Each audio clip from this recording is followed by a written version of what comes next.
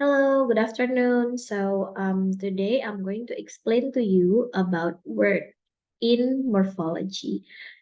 Since morphology deals with word and syntax deals with sentences, so I'd like to explain about the word first.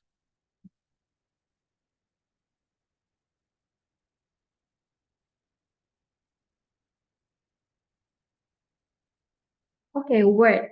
What is in your mind when you hear about a word? The word appears to be a widespread concept. As a matter of fact, the term word is difficult to define. Yes, and so not many linguists try to define it. In English, they will probably not be too difficult to identify words. The best known definition is that proposed by the American linguist Bloomfield, who defined a word as a minimum free form, that is, the smallest form that can occur by itself. In line with his opinion, C.C. Fries and Paul Albert explain the definition of word. That word is the term which stands for first, minimal free form which bears, second, a particular stress pattern of its own, and the third, in writing as a separate and independent unit. In the word hit, if it is regarded purely as a sequence of phonemes, we would come to the conclusion that it is one word only. The combination of H, I, of H, E, and the constitutes the English word hit. Here we're talking about phonological word. However, in the concise Oxford Dictionary, hit occupies two positions of form class, one as a verb and one as a noun. Yeah, the function, one as a verb and one as a noun. Hit as verb means strike with blow or missile, and hit as a noun means act of hitting somebody. On this point of view of lexical item, the technical term for a dictionary entry, the word hit or phoneme sequence hit represent two words. In another way, we could say that hit represents any one or four possible syntactical words in a sentence. It could past participle of the verb hit. In short, the phonological sequence hit could play any of four different syntactic rules. First, as a noun, second as a verb in present, and third as a verb in past, and fourth as the verb in past participle. The first one, let's see the first example. The play was a bit hit. Hit here is a noun. Second, good tennis player hit ball hard. It's a verb in present. And then he hit me. He hit me yesterday, for example. Then hit here means as a verb, act as a verb in the past. And the last one, he was hit by a bullet. Verb in past participle or in passive voice. Yeah, a single phonological word can represent more than one lexical item and no more syntactical words. Here, lexical items hit as a noun and hit as a verb. Syntactical words hit as a noun, and in here, in verb, it can be in present, past, or in past participle, used in passive voice, for example. This is the phonological words. We have h, e, and the, hit. The reverse situation is also common. A single lexical item may cover several different syntactic words, each of which may have more than one phonological form. Consider the lexical item below. For example, here as verb, perceive, sound, etc. with the ears. This has different syntactical forms: hear, hearing, and heard.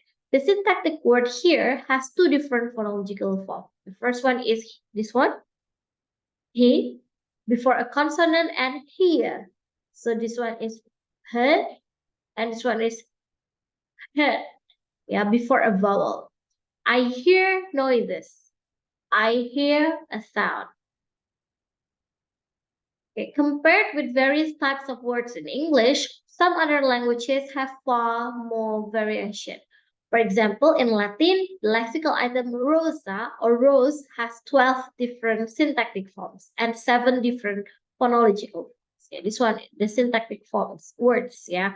So from the word here, if we put it into verb ing, then it could, and then it becomes hearing. And if, for example, we put them in past participle or in passive voice, and it could be, and it is yeah, hearing, hearing, hear, hear. Classes of words. So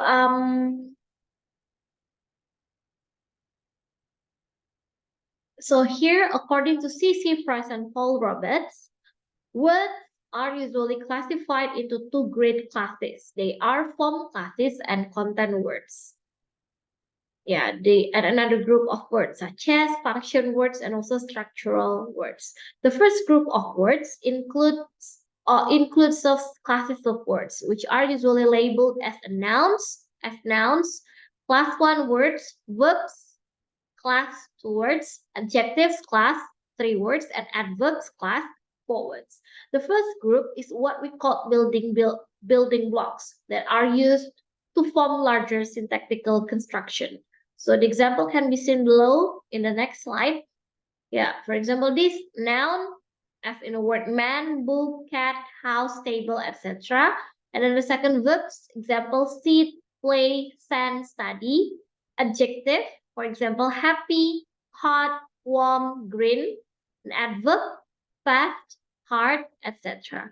In most cases, however, content words needs the help of function words, which include such words as auxiliary verbs, determiners, article, prepositions, qualifier, interrogators, negator, subordinator, coordinator, and other minor groups. For example, in function words, here the auxiliary verbs such as can, may, etc., and then the indeterminers or articles like in the word the, this, that, many, and several, etc. Preposition, yeah, like in on, at, above, under, and so on. Qualifiers, as in the word very, somewhat, quiet. Interrogators, for example, when, how, who, which, etc. Negators, like not, never, never. Yeah, so it's a negative. And subordinator, for example, in although, after, and etc. Coordinator, for example, the coordinating yeah, conjunction, yeah, like in or, but, yet, etc. Summarizing the subdivision of words above can shortly be described the classes of words like in the chart below. So this is the classes of words. So we have content words and also functional words. Syntactical categories. In English, nouns, verbs, and adjectives and also adverbs make up the largest part of the vocabulary. So they are the content words of a language, which are sometimes called the open class of lexical items because we can and regularly do add new words to them. Several or maybe many words are added to particular classes. And here are the example. Google added as the class of nouns. Downloads added to the class of words. Biodegradable added to the class of adjectives. Weather-wise or sales-wise added in recent years to the class of adverbs. This download can also be in the class, yeah, in the class of verbs or verbs. Yeah, you can download these, for example, or you can search on Google. Other syntactical categories also include grammatical and functional words. Now, conjunctions like and or, preposition like in and of, and pronouns have been referred to closed classes, yeah, because there are no more other set of words in spite of that. That's why they are called as closed classes. If it's open classes, then the words can always be added. Like, yeah, COVID-19, like new words that exist right now, viral, and so on. Okay, so still about word here, continued. So in classes of words, we also have to consider some words like yeah, some consider these four following words like in dog, pebble, resembles, and also explodes. It's very obvious that the two first words Dog and pebble share a certain property not shared by the last two words. That is, both dog and pebble can be preceded by a word such as my to form phrases such as my dog or my pebble. Whereas the words resembles and explodes cannot. That is, there are no expressions such as my resembles or my explodes. This is just one small example of a general phenomenon found in all languages. Namely, certain words of a language share significant properties with other words of a language. Traditionally, these categories have been known as part of speech. Part of speech, okay, like noun, conjunction, interjection, verbs, adverb, preposition, adjectives, etc. Okay, part of speech. So of course, then we have already studied part of speech since the beginning of studying English, right? So these parts of speech are difficult to define precisely and almost no definition because we know the forms or the major parts of speech such as noun, verb, adjectives, adverbs, preposition, so on. And here the grammatical properties in English like noun, verbs, singular, plural words, like I have already explained to you in a morphological explanation before. And then adjective, adverbs, preposition, yeah, here. And words. Based on the morphemic structure, words are classified into first simple word. In simple words, the word consists of single morpheme, which may sometimes be accompanied by inflectional or derivational morphemes, such as the, man, go, work, easy, good, etc. And then we have complex words. This consists of monophoremic morphemic words and derivational and inflectional morpheme. For example, statement, boyish, goodness, rewrite. Yeah, so in the word state, we put men in the suffix. And then this one, boyish, from the word boy, and we also put suffix at the end, ish. Yeah. This one also goodness, good plus ness. And rewrite, we put prefix re and write, and the word right. Then we have compound word. This compound word consists of more than one word or base that has meaning of its own, like black bird, black plus bird. Black has meaning in color. Bird also has meaning as an animal. Then we have white house, white plus house. So we have white as color and house as a noun, which means the official residence of the president of USA. And then we also have hair dryer, hair plus dryer.